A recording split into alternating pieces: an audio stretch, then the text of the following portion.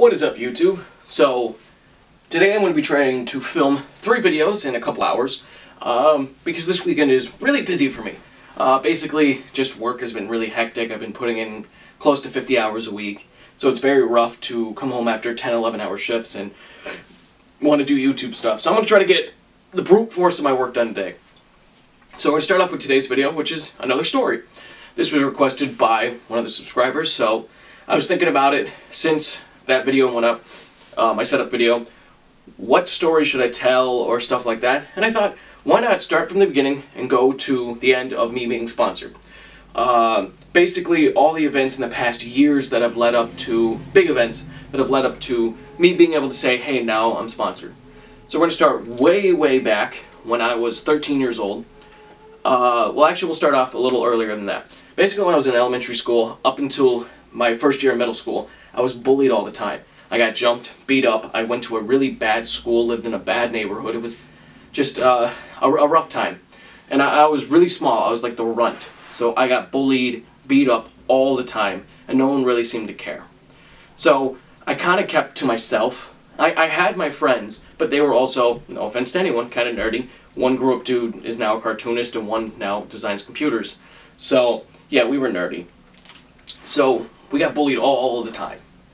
Now, at this time, I still stood up for myself. No matter what, I stood up for myself, and then I get the crap kicked out of me.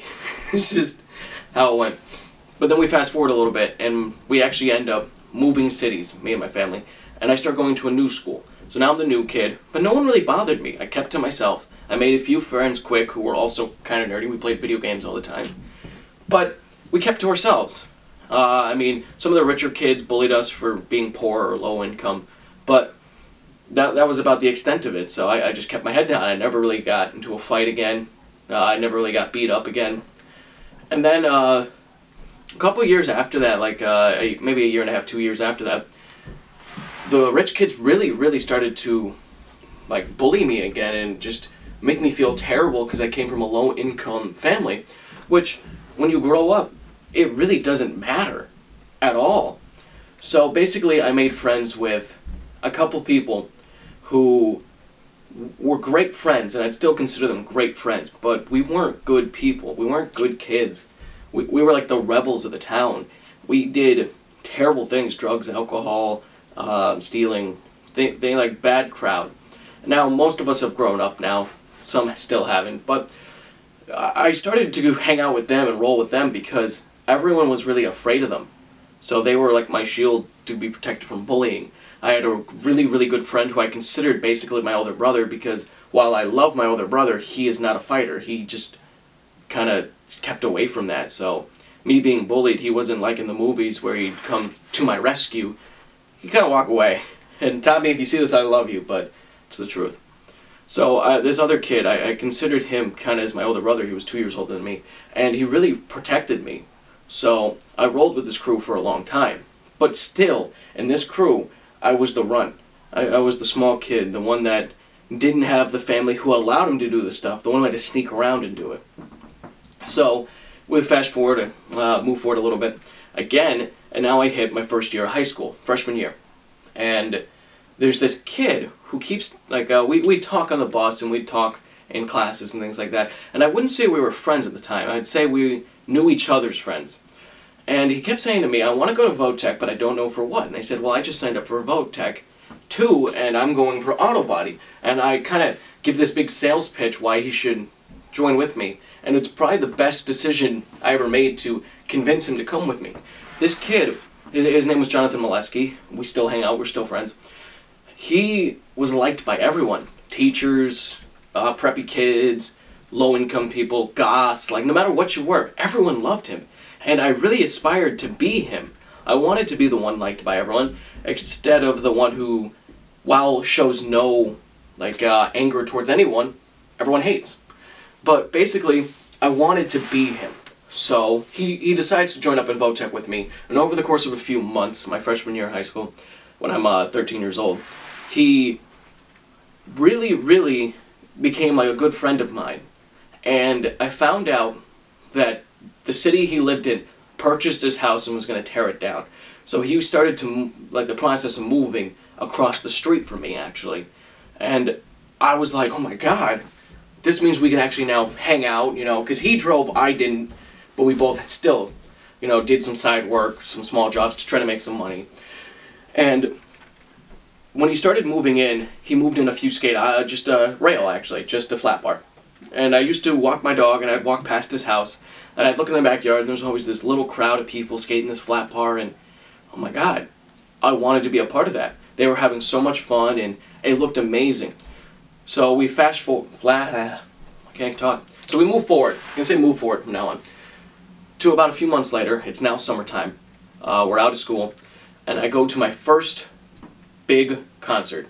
Like at this time, I'd been to maybe 20 concerts, and this one was massive. This one's 13 hours. If you guys are into screamo or things like that, you probably have heard of Warped Tour. Well, every year Warped Tour comes to my town, well, close to my town, like 20-minute drive. So I went to my first Warped Tour with my big brother, and we're there, and we're having a lot of fun. It was a great time. And I'm walking by this stand, and I had bought like a t-shirt, a hat, and that's about it. And I had like $32 left. And I walked by the stand, and it was a rapper named Kosher Dill was selling skateboards from a company, Kosher Skateboards. And I asked how much they were, and he said they were 35. I said I had 32. He cut me a break, gave me it for 30. And basically I buy this deck, and now I'm super excited. I'm a little giddy kid, because I want to go show John my board. Now, there's many things I didn't think of at this time. Just I bought the deck, and that's all I cared about. So I go home. Warped Tour is always on a Tuesday for us, so I go home, I put it in my room, and oh my god, I can't wait. I can't wait. His next day's off Saturday. You know, this is going to be great, because John was older than me. I think he was 16 at the time, so he had an actual job then. And Saturday comes, and over to his house I go, and I knock on his door, and I'm like, John, look! And I show him a skateboard. He's, dude, that's awesome. We can skate now. He's like, where's the rest of it? Now, like I said, I didn't think of anything at this time. You know, 30 bucks was the last bit of cash I had. I'm 13 years old. So he gave me trucks, wheels, bearings, and a sheet of grip tape. He showed me how to set up the board, and he showed me how to grip, and all this stuff, and now it's fully assembled. And over the next course of months, he forced me. He was a very tough skate coach, we'll say. So when I try to teach him how to skate, I kind of teach him the same way he taught me. So my ollie took 3 months to learn. The second I landed my first ollie, he put his hand up like this, and I really didn't know what that meant. And I'm staring at him, and he looks at me, he's, we're going to play a game of skate now. Because I landed my first trick, he knew that obviously I landed my ollie so I can land him again. And he wanted to see what other tricks I could get close to, so then he could hone in on that and teach me that trick. So at this time, me learning over these next few months, just how to ollie, stuff like that, I wanted to know everything about skateboarding. So I watched almost every single big movie that came out, like Fully Flared, stuff like that. I watched every single video, which actually is what turned me on to Andy Schrock, because I started watching him when We Want Revenge 2 came out. And I'm talking every day, about 6 hours a day, I spent watching skating until I learned the name of every single trick and different stances and different ways to do things, and whether it was freestyle, old school, anything I needed to know. And finally, I reached the point where I can ollie.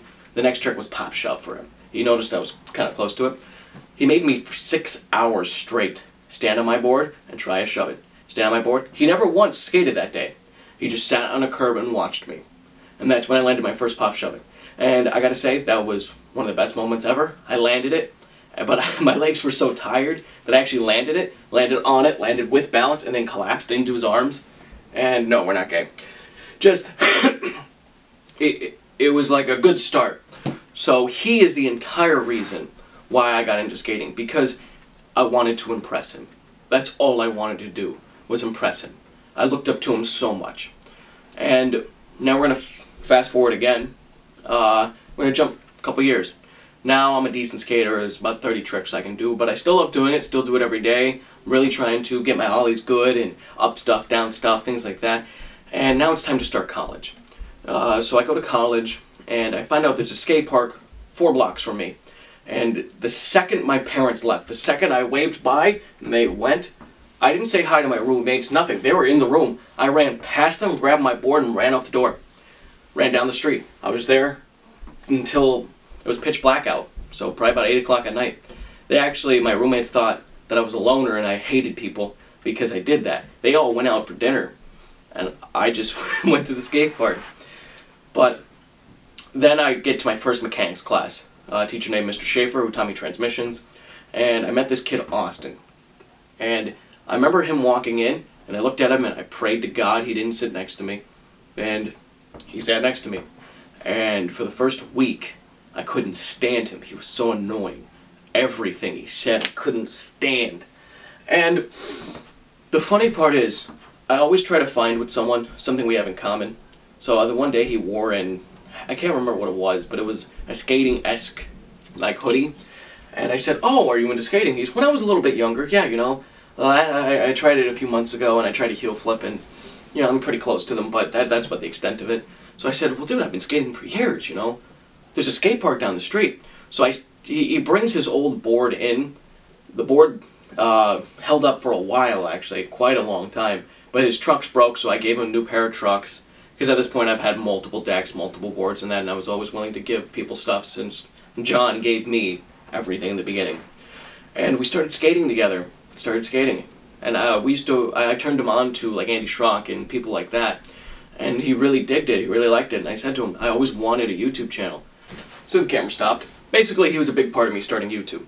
Then my girlfriend, who had a lot of DSLR cameras, I begged her to let me borrow one. I begged her so much. And finally, she tells me, under massive circumstances, I can use her Canon T3. And I used that for a very long time. For probably about 1.5 to 2 years of my YouTube was filmed on that camera. And I treated that thing with the utmost respect.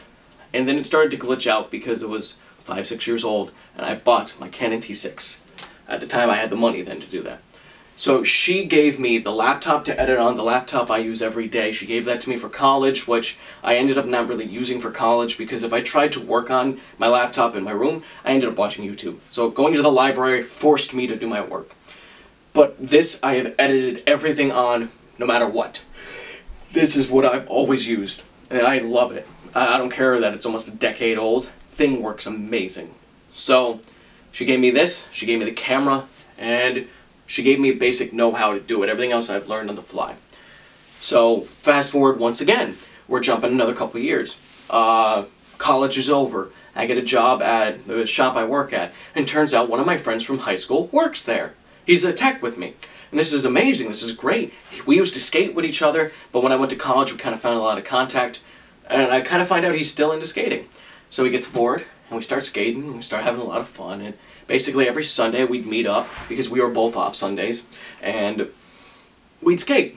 So I find out through watching a Casey Beckler video that hangnail handboards exists. Now at this time, with Austin in college, I had bought dollar store handboards, and we had filmed a couple videos with them. And every night, when it was too late, I'd play with the dollar store handboard. When I couldn't go skate, or if it was too cold, or if it snowed, rained, whatever, I played with the handboard. I did a couple Instagram posts with it. Also at the time, Austin got me into Instagram. Forgot to say that. Because I wanted to push my channel in other ways, so it kind of helped me set up my Instagram. And at the time, I'd never used it before. I had no idea. I'd never been on it before.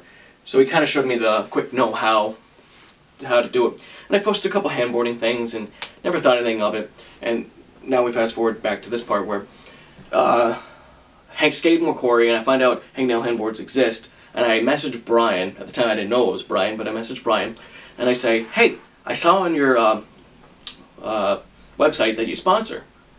And now, I have gotten, over a couple of years, pretty good at the dollar store handboard.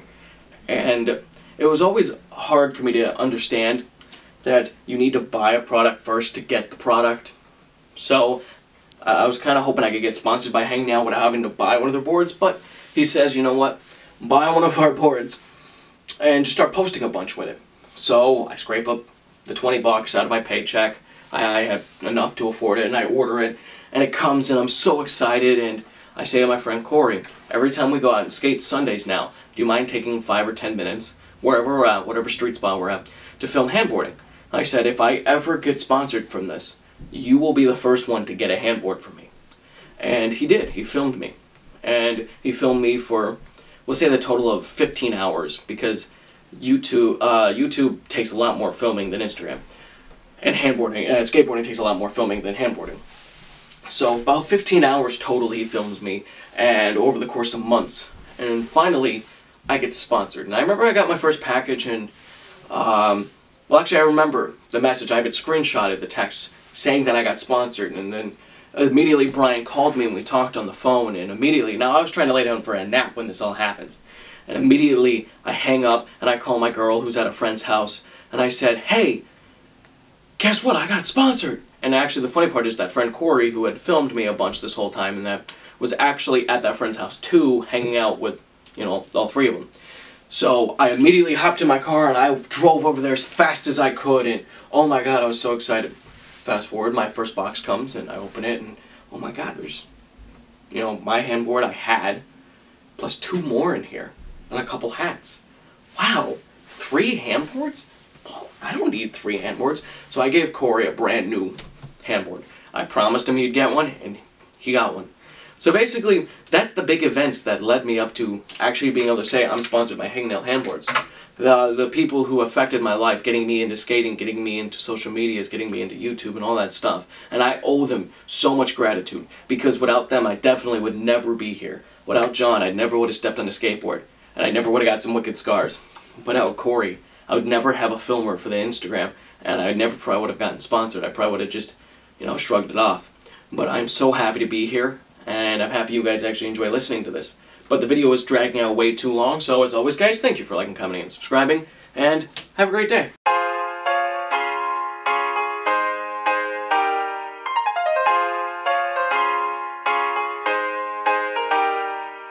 If I can't do a no-look tray flip right now, I'm gonna cry my eyes out. Finally!